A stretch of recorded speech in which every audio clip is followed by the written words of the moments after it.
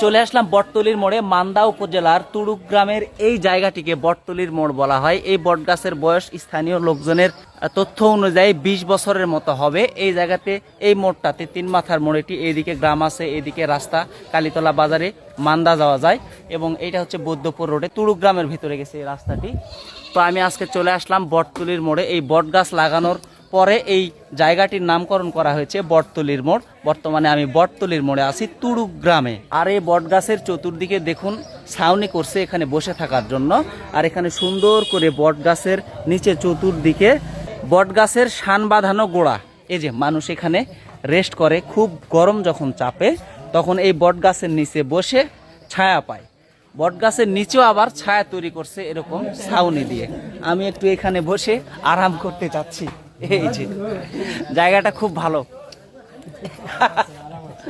গ্রামের সব মানুষ এখানে বসে আরাম করে মাঝে মধ্যে, তাই না কাকু? কাগজপত্র দেখে বলা লাগে, এখানে বিভিন্ন ধরনের লোক আছে কাগজপত্র দেখার জন্য দেখে। এখানে বিশেষজ্ঞ লোক আছে, তারা বসে তাদের এখানে এসে এখানে বসে আরাম করে। বিভিন্ন এলাকার মানুষও এই রাস্তা দিয়ে যখন যায়, পথিক তারাও এখানে আরাম করে। এই জায়গাটি দেখে তাদের ভালো লাগে, আমারও ভালো লাগলো, তাই এখানে বসে একটু আরাম করলাম।